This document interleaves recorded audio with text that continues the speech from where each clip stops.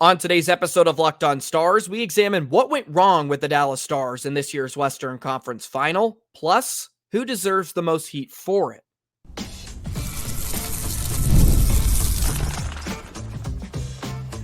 You're Locked On Stars, your daily podcast on the Dallas Stars, part of the Locked On Podcast Network, your team every day.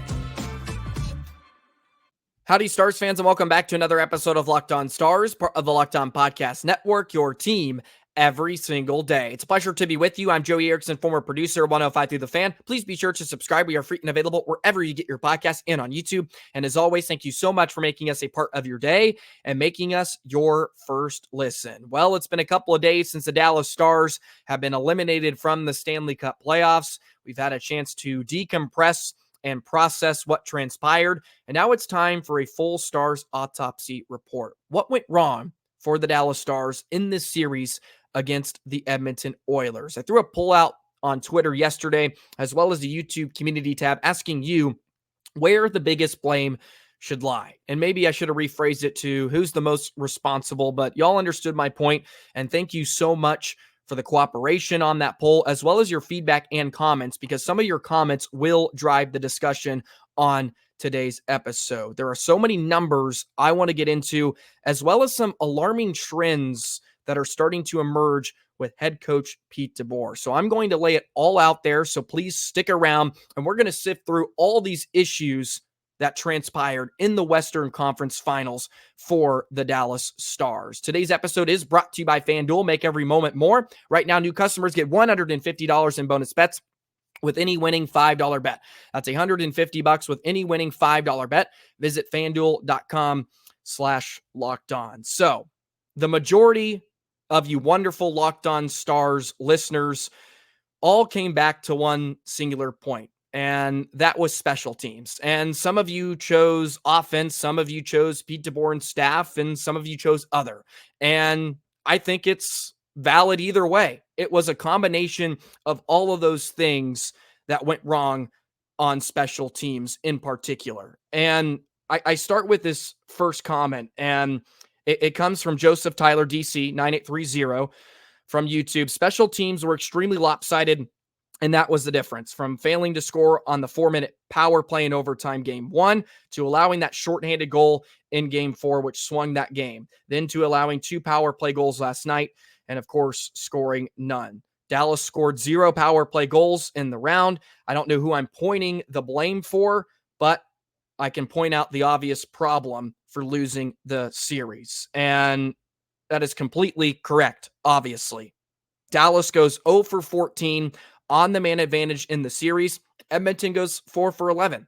And you throw in that shorthanded goal as well in game 4, which was pretty much the backbreaker. And this is where I start to dive into Pete DeBoer and Steve Spott deserve the largest piece of the pie in terms of blame for special teams, because the power play completely fizzled out in this series, and they continued to do the same exact thing night in and night out. There were no adjustments on the power play whatsoever, besides, I think, the last power play of the series where they changed up some personnel, but it wasn't necessarily the personnel that was the issue.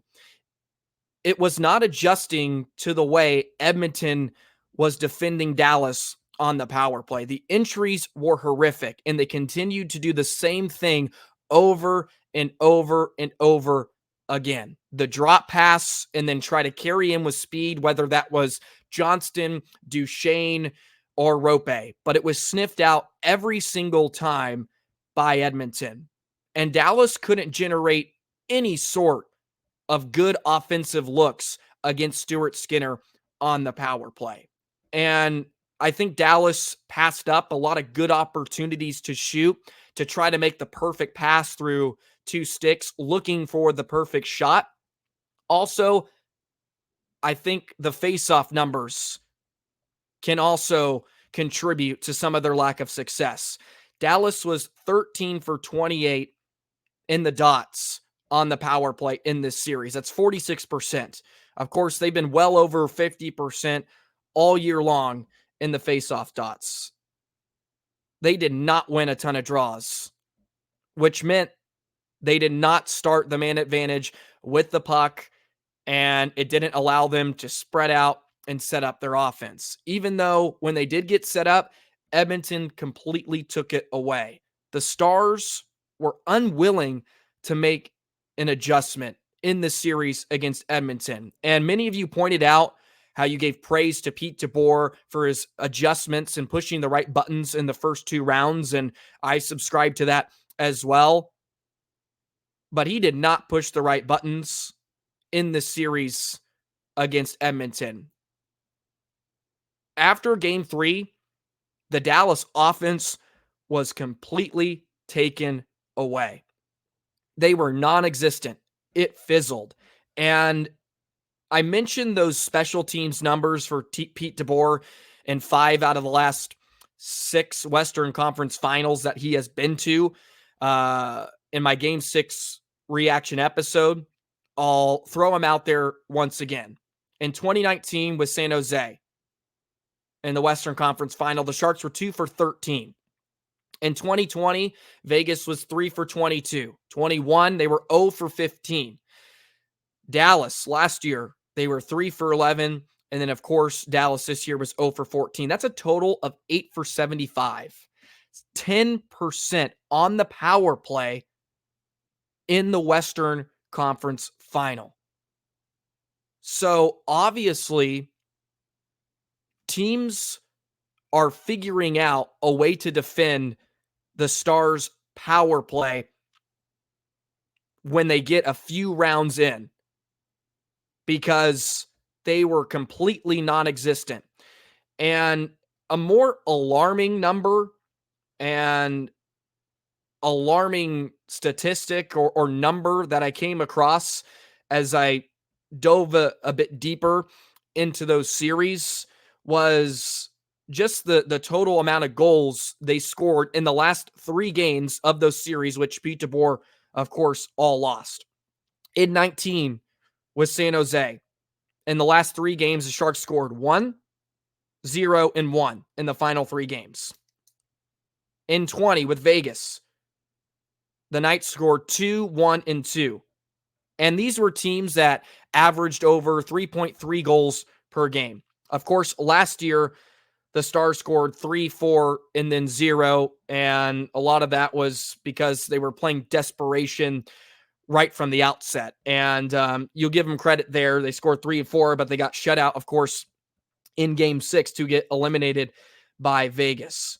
So there's obviously a trend with Pete DeBoer and Steve Spott, who are a package deal pretty much. Wherever Pete DeBoer has gone, Steve Spott has followed. And there were a lack of adjustments on special teams, which I think there and for started to creep in to the Stars offense in general at 5-on-5. And Dallas was fine at 5-on-5 in the series. It's not like they completely dominated Edmonton. They outscored them 12-11 at 5-on-5, but Edmonton heavily controlled possession. And when you look at high danger chances, it was very, very close as well.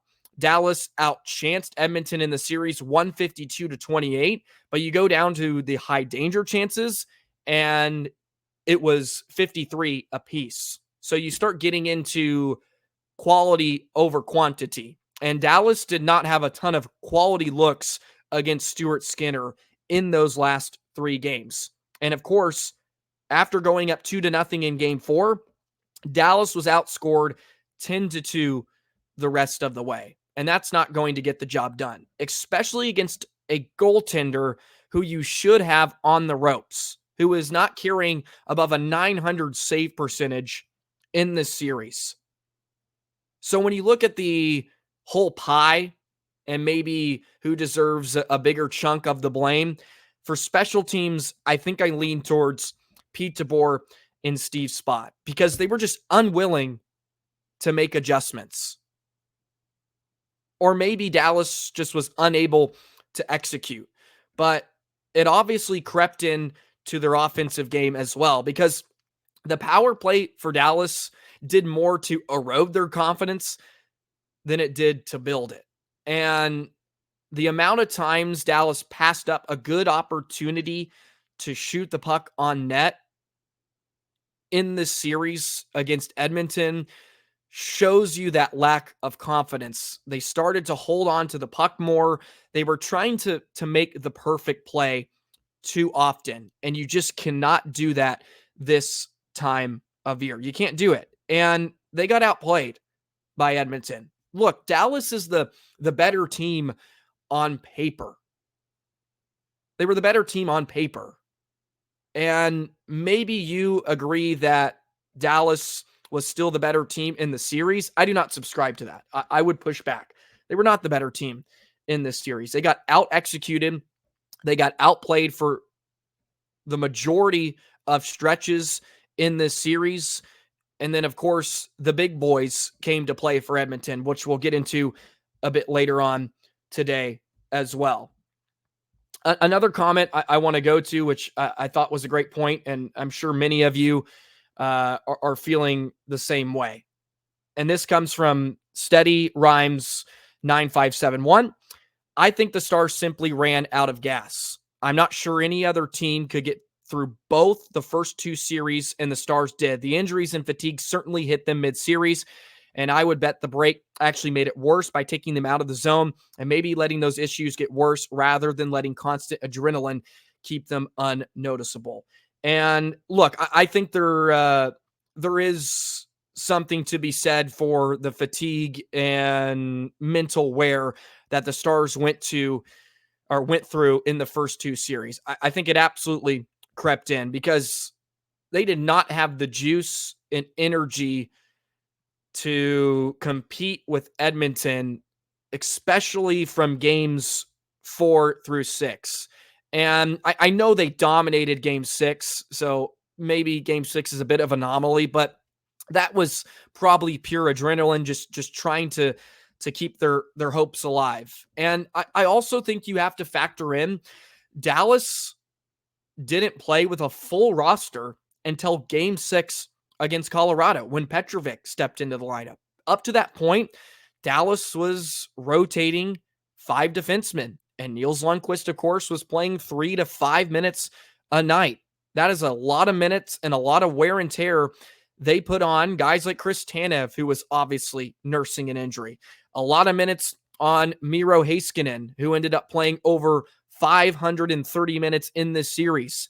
Esa Lindell and Thomas Harley. It also didn't help that Thomas Harley went completely non-existent for the majority of the postseason. Had 15 goals in the regular season, and he had nada. Ryan Suter, his game went to hell, especially against Edmonton. For the amount of time I've defended Ryan Suter this year, I thought he was really, really good in the first 2 rounds, but he was abysmal in the series against Edmonton, and he took some costly penalties. Of course, Tanev was nursing that injury, but Dallas wasn't playing with a full rotation of D-man for the last 2 months of the season, because you also have to factor in that final month, Dallas was basically rocking along with 5 D-men, and that's more minutes and more wear and tear they put on guys like Miro and Harley before they even got to the postseason, which of course is a whole nother animal. And I think it caught up to them.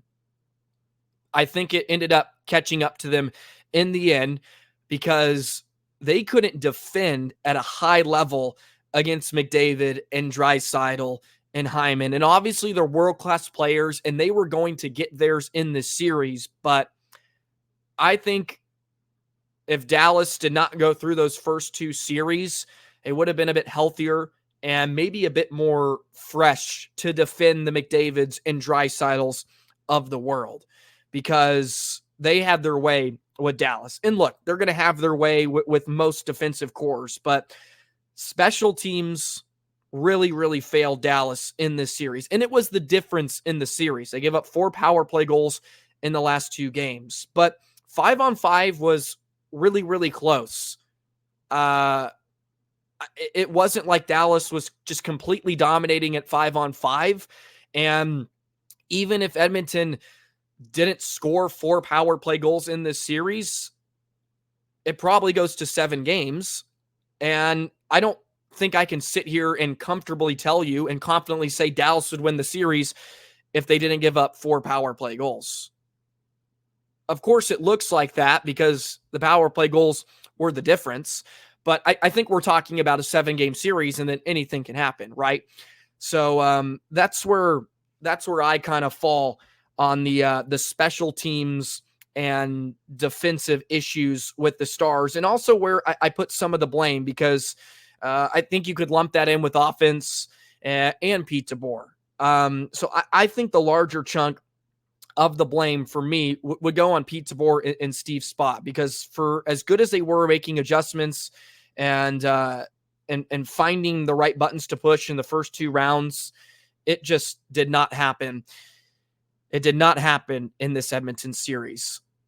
Okay, let's segue into basically the old cliche, your best players have to be your best players, as well as a few more comments I want to get to that we can discuss as well. And we'll do that in just a moment. Today's episode of Locked On Stars is brought to you by FanDuel. It's winner take all time in the NBA and NHL, and FanDuel's giving you a shot to bring home a big win of your own. Right now, new customers get $150 in bonus bets with any winning $5 bet. That's $150 to bet on spreads, money lines, player props, and more. Visit FanDuel.com/lockedon and make every playoff shot count. FanDuel, America's #1 sports book. The Dallas Mavericks are getting set for the NBA Finals. Go ahead and make some money this summer betting on the Mavs to win it all over the Boston Celtics. And I know many of you don't want to think about the Stanley Cup Final right now. I know I don't really want to, but the Panthers and the Oilers are going at it in a couple of days as well. Get in on the action this summer. New customers get $150 in bonus bets with any winning $5 bet. So visit FanDuel.com/lockedon and make every playoff shot count. FanDuel, America's #1 sportsbook. I'll begin this segment with a comment from Dean Tackett 2059. A lot of guys who needed to step up more didn't, especially guys like Duchesne, Pavelski, Roope, Robertson left a lot to be desired. I wouldn't get rid of DeBoer unless this team regresses badly next year or it's another Western Conference final exit. But I would say him being 0-6 in game 1s as a Stars head coach isn't a good trend. Hard to always play out of an early series hole. Last thing I'll say too is since DeBoer came to town, Stars seem to be a less physical team. Need to get more physical, just like the teams under Hitchcock, Montgomery, Bonus, especially come playoff time. And I will say this, I'm not one that usually subscribes to being the more physical team in most series. But after this series against Edmonton, I think I've turned a corner on that. Dallas needs to get bigger up front and especially on the back end. I think not having Hakanpää hurt, not necessarily because he would have solved all their problems, but that's a big guy standing at 6'5". That's a lot of meat that Dallas could have used. And when you look at the near future of what the Stars could be, and Mavrik Bourque stepping in, and Logan Stankoven, of course, 2 undersized forwards, Dallas needs to build around those guys. They need to have the Matt Rimpes of the world and the Ryan Reeves, so to speak. Not exactly like Ryan Reeves, but that type of player, that power forward game that really only Jamie Benn provides for the Dallas Stars. And he was one of your better forwards in this series. And Dallas was out physicaled in most of this series. They split the hit battle 3-3 in the series, but Edmonton had over 40 hits in games 3 and 4. And when you look at the overall conversation of Dallas being outplayed, they were outshot in all 6 games of this series. They were outshot in all 6 games, or all five out of the 6 games, excuse me, because obviously Dallas dominated and outshot Edmonton 35-10 in game 6. But they were outshot in 5 out of the 6 games. They averaged 26 shots on goal. For a team throughout the regular season that averaged over 3.5 goals per game and heavily outshot their opponents on most nights, that's not good. And then you dive into Pavelski and Duchesne and Robertson and Roope left a lot to be desired.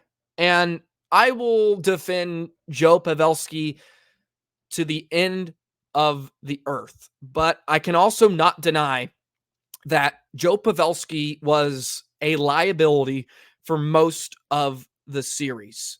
But I think Joe could be very, very effective in certain roles, but not the role he was deployed in. And I'll get to some of those numbers, and I'll show you some of them here on this graph. If you're taking this in on YouTube, I'll of course explain it for the audio listeners as well. You look at the expected goals for forwards in the series, and Johnston is in a world of his own. He's above 6. He's almost 6.5 expected goals. Then your second best forward is Seguin. And then you have Dadonov right below him. And then you get into kind of this heavy group of Pavelski and Robertson, Duchesne, and even Hintz is in there. And I know Hintz was nursing an injury, but Pavelski is right in that mix. But the more alarming number that I found when diving into some of the numbers here of the playoffs in general, this just isn't the Edmonton series, but the playoffs as a whole. You look at the ice time numbers, and I know some of this is hard to see, but Wyatt Johnston led all forwards in ice time over 300 minutes. Then you go down to Robertson, then Matt Duchesne, and then Joe Pavelski. Joe Pavelski was the 4th most used forward for the Dallas Stars in these playoffs. And that's where I start to have a real issue with Pete DeBoer and his deployment of the trios. Because why is Joe Pavelski your 4th most used forward when he only had 1 goal?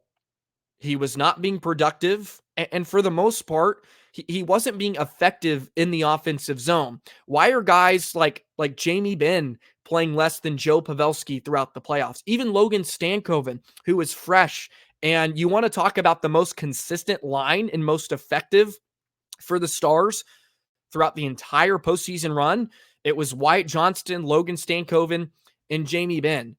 In no world should 39-year-old Joe Pavelski be playing more than Jamie Benn, especially in this series against Edmonton, where Ben had 5 points. He was really good, a goal and 4 assists. Joe had zilch, and at 5-on-5, Pavelski played almost 10 more minutes than Jamie Benn. And this isn't an indictment on Joe Pavelski. And look, father time has come for Joe. Why is Jamie Benn and Tyler Seguin, for that matter, who was also one of your best forwards in this series against Edmonton?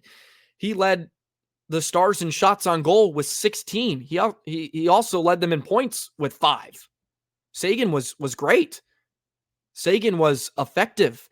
And they weren't able to mix and match their forwards together to get the most out of them. And Duchesne specifically, as this comment alluded to, left a lot to be desired. And Duchesne really struggled outside of Game 6 against Colorado. You didn't get much out of him. Just 6 points in the postseason.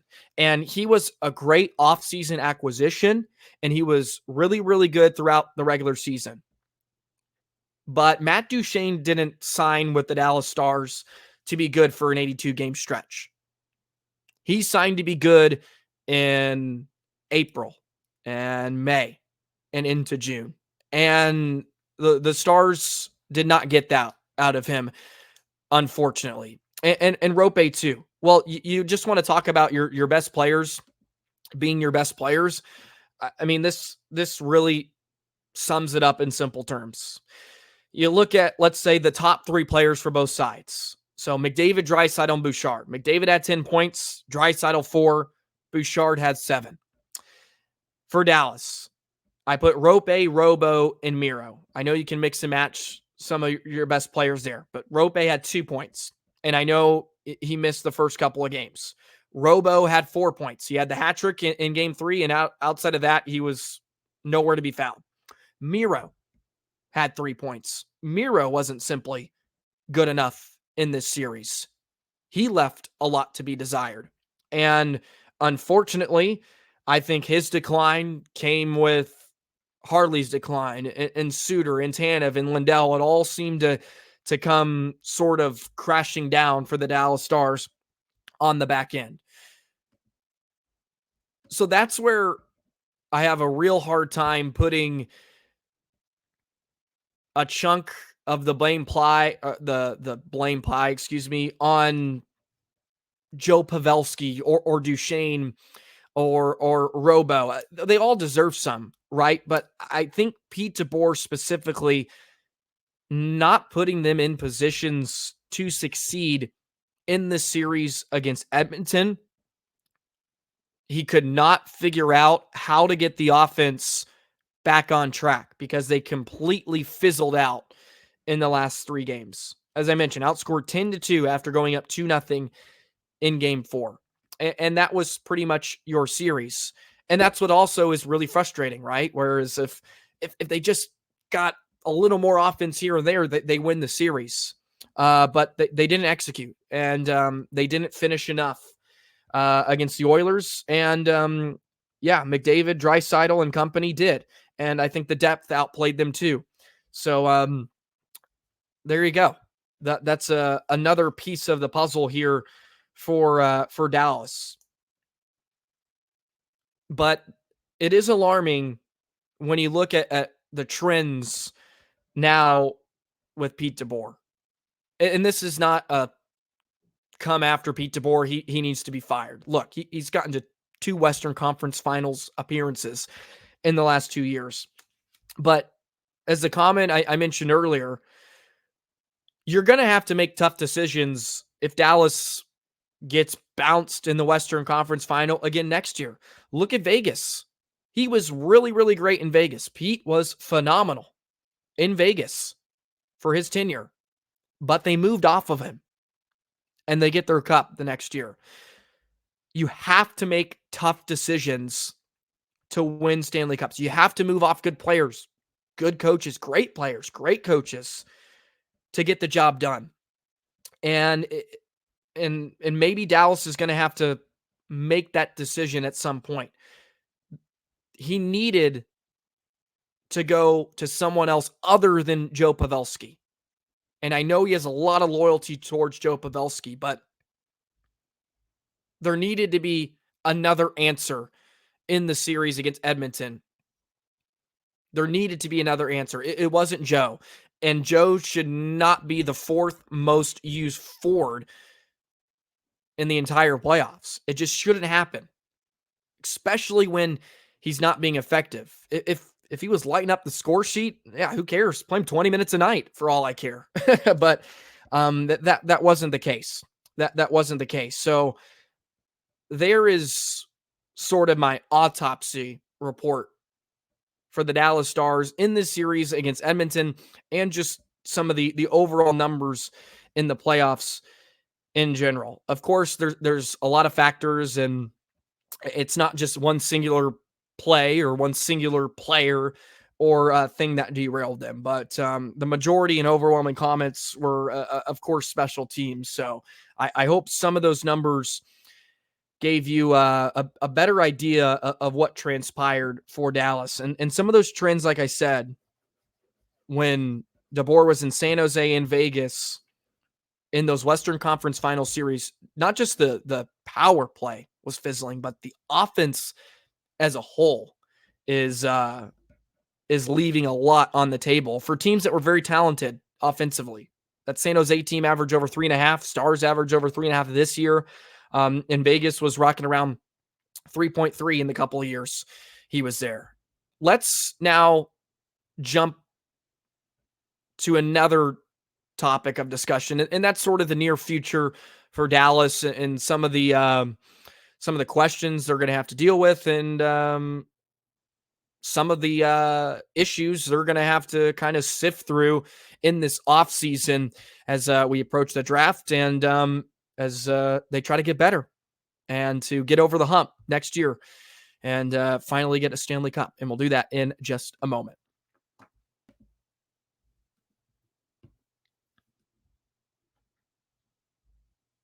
So General Manager Jim Nill is going to have his work cut out for him this offseason as he tries to get the Stars over the hump next year. And I have to say, you have to like where the Stars are headed in the near future. They have a young, talented core of players that is going to be huge contributors for you next season. And Wyatt Johnston, Logan Stankoven, who's going to get a full season in the NHL. Mavrik Bourque is going to make the step up, and he was already NHL ready, but he's going to get a full year in the National Hockey League. And I guess that also leads me into some of the decisions that the Stars are going to have to make in the offseason. And we're going to get into all of that at later dates, and we'll spend hours and hours and hours talking about it in the next few months. But I do have to mention Joe Pavelski, who spoke with the media today, and he mentioned that this will probably be his last year. He's expecting to retire. It's not official as of yet, but he's thinking that this will be his last year. And what a career he has had. An incredible career. Unfortunately, he never got to raise the Stanley Cup. And it's really, really upsetting that the Stars were not able to do that for him. But he's a future Hall of Famer, one of the all-time great USA-born players in the game. And the Dallas Stars were better for having him around. And I know I ripped him a bit here in this episode, but it doesn't change the fact that he made a positive impact on everybody he came around in the Stars organization. And I hope that he can find some solace in the fact that he played his best game of the entire postseason in Game 6 against Edmonton. He played the best game he possibly could with maybe what his body allowed. He went down swinging, and there's a lot to be said for that. There's a lot to be said for that, and how just fantastic of a human being and a player he really was. So I wish him luck if this is the last game he would ever play. Very, very upsetting that Stars couldn't get the job done for him, but a heck of a player nonetheless. So if Joe Pavelski doesn't return, then you think Mavrik Bourque is going to step in and fill some of that role. Dallas is probably going to have to contemplate moving off of Matt Duchene. Is it really worth to keep Matt Duchene around if he's not going to be effective in the postseason? And I know he was a wonderful, wonderful addition this year. He had a fantastic season, but you need him to be his best in big moments. And that just was not the case in this year's postseason. You're going to have to move off Ryan Suter. Ryan Suter needs to be done with the Dallas Stars. And I've defended him for the majority of his time in his career, but Dallas cannot move forward with him if they want to win a Stanley Cup. They have Lian Bichel, who is hopefully going to make that next step. And Hopefully you can re-sign Tanev. Who knows what that number is going to be? I'm sure there's going to be a lot of strong suitors. I am one of the belief that you should re-sign Chris Tanev, get him back, and then you can roll with Miro, Harley, Tanev, and Lindell. And hopefully Lian Bichel steps up. He can be your fifth defenseman. And then maybe you have to address your sixth defenseman in free agency. You can bring back Niels Lundqvist. You can bring back Hakanpää, but I think you let Hakanpää walk, and you find a way to build your back end in free agency, and maybe your farm system as well. They have a lot of decisions, obviously, and a lot of options at their disposal. And we are going to dive into all of that good stuff here in the next few months. We have hours and hours to talk about what the Dallas Stars can do, but this is just surface level, thinking right now. But look, the Stars window is still open. When you have Wyatt and Roope and Robo, and of course Miro, and you got Harley, there are a lot of good players in this roster, but they're going to have to build around it and fill in holes where need be, and find a way to make this roster effective when it matters most. And that's in the Western Conference Finals, and that's winning a Stanley Cup, because that's the expectation that is on them, and that's the expectation we're going to hold them to. So should be a fun offseason, that's for sure. And we'll be here for it every step of the way. Would love some suggestions or feedback for some content that maybe some of you want to see in the off season. Maybe some guests you would like me to reach out and have on. I already have some in the works that I would love to get in contact with, and we'll just chop it up and talk Stars hockey. Want to be here for all of you wonderful Stars fans as much as possible throughout this off season, because Stars deserve the coverage, and there are plenty of topics to dive into. If you have questions as well, please fire those away in the comment section, and maybe I can answer some of those questions in episodes in the future. So that's kind of the plan moving forward here in the off season. But that'll do it for a bit of a full Stars autopsy report here of what went wrong with the Stars in the Western Conference Final. Want to thank everybody once again for all the love and support on last episode, and just the support throughout the entire postseason. I know it was frustrating and was upsetting for a lot of you. I promise you, I felt the exact same feelings. It was hard to do an episode after Game 6. It's almost hard to believe that it was over in a lot of ways. It was just it was a magical year in a lot of ways, and it was a big disappointment as well. So, but that's what we're going to work through. We're going to work through in the off season, and then October will be here before you know it. Have a great rest of your week. Enjoy the rain. I guess it's been raining so much. It's been raining so much here in North Texas. Maybe we get some sunshine here around the corner. I hope this may have brought you some solace, maybe some better, more positive feelings moving forward. I know it's hard to relive some of these moments, especially with a wound that is so fresh, but we're going to dive into it, and we're going to get after it here in the off season. All righty. Have a great rest of your day, and we'll see you next time. So long, Stars fans.